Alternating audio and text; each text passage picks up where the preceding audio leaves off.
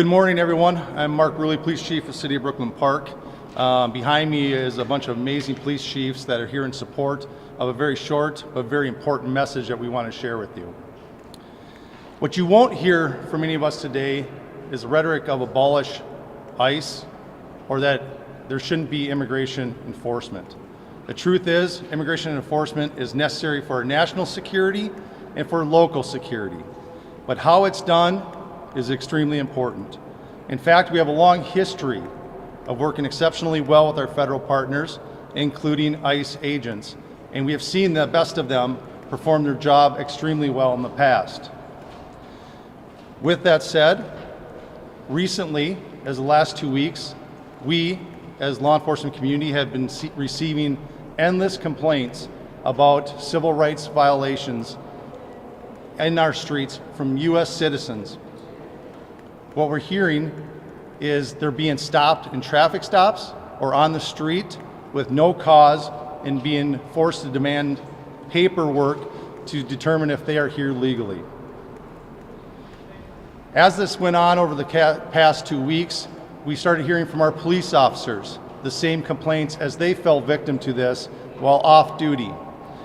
Every one of these individuals is a person of color who has had this happen to them.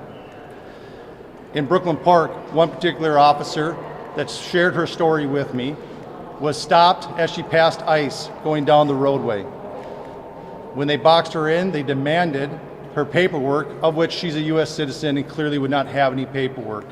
When she became concerned about the rhetoric and the way she was being treated, she pulled out her phone. In an attempt to record the incident, the phone was knocked out of her hands, preventing her from recording it. The officer had their guns drawn during this interaction, and after the officer became so concerned, they were forced to identify themselves as a Brooklyn Park police officer in hopes of slowing the incident and de-escalating the incident down. The agents then immediately left after hearing this, making no other comments, no other apologies, just got in their vehicles and left. I wish I could tell you that this was an isolated incident. In fact, many of the chiefs standing behind me have similar incidents with their off-duty officers. This isn't just important because it happened to off-duty police officers, but what it did do is we know that our officers know what the Constitution is, they know what right and wrong is, and they know when people are being targeted, and that's what they were. If it is happening to our officers, it pains me to think of how many of our community members are falling victim to this every day. It has to stop. This behavior erodes the trust that these police chiefs have worked tirelessly for the last 5 years and theoretically the last 60 years to stop this exact behavior from happening. Now, I want to be really clear. I've called lots of other ICE agents and HSI agents and have talked to a lot of individuals about this. This is not widespread.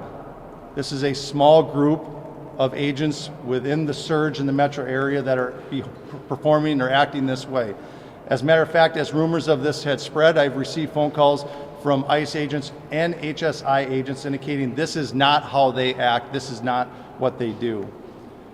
Regardless, we're calling to action that we have more supervision over the surge, that this type of civil rights violations have to stop. With that, I'll turn it over to Chief Henry, the St. Paul Police Department.